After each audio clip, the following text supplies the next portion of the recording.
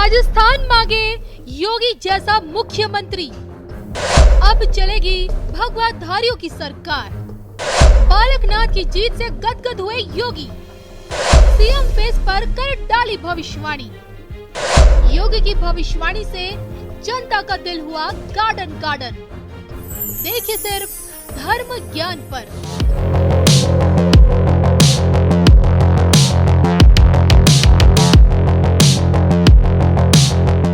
राजस्थान में खिलते कमल को देखकर भाजपाइयों का जोश हाई है और बालकनाथ की जीत से भगवाधारी योगी का दिल गार्डन गार्डन है। इस समय रानी महारानी के बीच बालकनाथ योगी का चेहरा सबसे ज्यादा चर्चाओं में है। चर्चा इस बात की कि क्या राजस्थान की सत्ता एक सन्यासी के हाथों में आएगी। भले ही पार्टी में मुख्यमंत्री के चेहरे पर मंथन चल रहा है, लेकिन हाल फिलहाल में एक समारोह में शिरकत करते हुए यूपी के मुख्यमंत्री योगी आदित्यनाथ ने अपनी दिल की बात कही है। योगी बाबा ने खुलकर ही कहा कि अगर कभी देश और परिवार में से किसी एक को चुनना होगा तो पहले देश को ही चुनेंगे। इसी के साथ 2047 तक का भविष्य भी बता दिया और किस प्रकार भारत को विश्व गुरु बनाने में उनके छोटे भाई महंत बालकनाथ योगी की भूमिका भविष्य में देखने को मिलेगी। ये सब कुछ जानिए भगवाधारी योगी के 8 मिनट के इस विस्फोटक वीडियो में। ये पंचप्राण हर भारत का संकल्प बनना चाहिए, हर भारतवासी के संकल्प बनने चाहिए। जीवन के जिस भी क्षेत्र में वह कार्य कर रहा है, वह शिक्षा के क्षेत्र का हो, अर्थव्यवस्था के क्षेत्र का है, समाज सेवा के क्षेत्र का है, व्यवसाय के क्षेत्र का है, कृषि के क्षेत्र का है, या जीवन के किसी भी क्षेत्र में व्यक्ति कार्य कर रहा है, उसके जीवन का ध्येय वाक्य बनना चाहिए। और यह तभी हो पाएगा जब हम सबके सामने एक विजन हो अपना देश के प्रति, नेशन फर्स्ट के इस भाव के साथ जब हम कार्य करना प्रारंभ करेंगे, हम सबके लिए हर काम देश के नाम, हर काम देश के नाम, हम जो भी करें अपने देश को ध्यान में रख करके करें। जो कुछ भी समर्पण है वो देश के लिए है। मेरा व्यक्तिगत अस्तित्व कोई मायने नहीं रखता मेरे देश के सामने, मेरे परिवार का अस्तित्व कोई मायने नहीं रखता मेरे देश के सामने। मुझे कभी देश और परिवार में से किसी एक को चुनना होगा तो पहले देश को चुनूंगा। जब ये भाव हम सबके मन में आएगा तो कोई कारण नहीं कि हम प्रधानमंत्री मोदी जी के इस विजन के अनुरूप भारत को 2047 में दुनिया की एक बड़ी ताकत के रूप में स्थापित न कर लें। और आज उस दिशा में कार्य प्रारंभ हुए। तैत्तिरीय उपनिषद में इन शब्दों में व्यक्त किया है, जिसका मैं यहाँ पे अभी आपके सामने, जिसे मैं यहाँ पे प्रस्तुत करूंगा। और आपकी फिर उन पंक्तियों के बारे में जब आप एक बार मनन करेंगे तो आपको एहसास होगा कि किस गौरवशाली विरासत के आप हिस्से रहे हैं। तैत्तिरीय उपनिषद इसके बारे में कहता है, जो अपनी डिग्री प्राप्त करने के पहले भारत के हर उस स्नातक से अपेक्षा की जाती थी कि उसे किस प्रकार का अपना आचरण बनाना है। तो अपेक्षा होती थी सत्यम वद, धर्मम चर, स्वाध्यायान्नाम प्रमद, सत्यान प्रमितव्यम, धर्मान प्रमितव्यम, कुशलान प्रमितव्यम, भूत्वे न प्रमितव्यम, स्वाध्यायान्नाम प्रवचनाभ्याम न प्रमितव्यम, देवपितृकार्याभ्याम न प्रमितव्यम, मातृ देवो भव, पितृ देवो भव, आचार्य देवो भव, अतिथि देवो भव,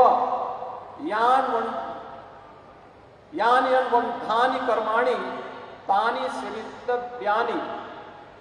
यानी सत्य बोलना, धर्म का आचरण करना, स्वाध्याय में प्रमाद न करना यानी कोई आलस्य न करना, सत्य से न हटना, सत्य के मार्ग से न हटना,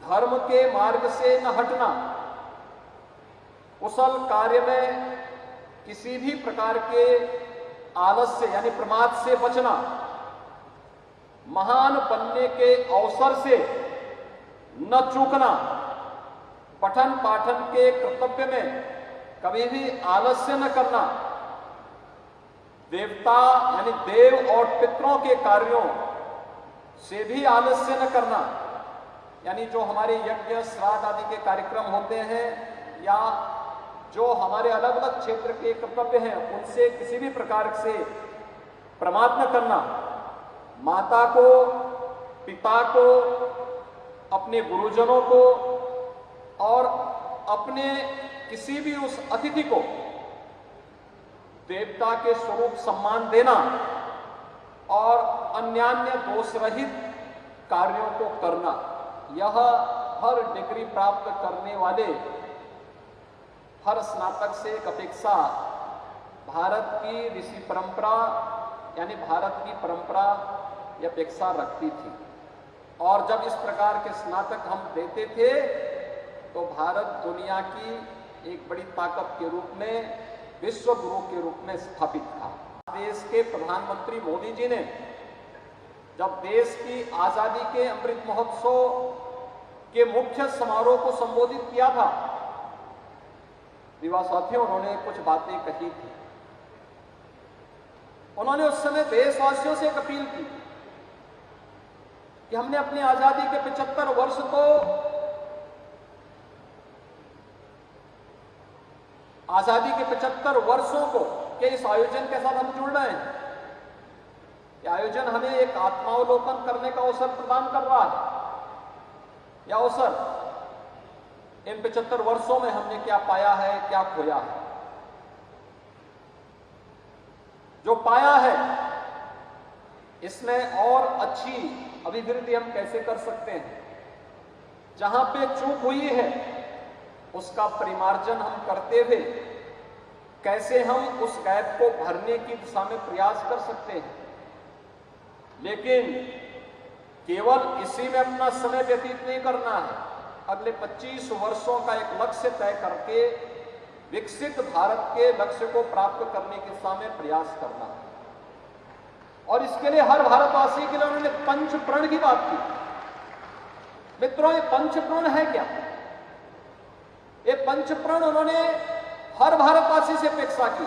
जब 142 करोड़ का भारत एक साथ बोलेगा, एक साथ चलेगा, एक स्वर से आगे बढ़ने के संकल्प के साथ उठ खड़ा होगा, कोई कारण नहीं कि भारत को दुनिया की एक बड़ी ताकत के रूप में हम स्थापित न कर दें। कोई कारण नहीं। उन्होंने पंचप्रण की जो बात की उसमें पहला प्रण था कि हर भारतवासी का संकल्प बने कि हम 2047 तक भारत को दुनिया की ताकत के रूप में स्थापित करेंगे।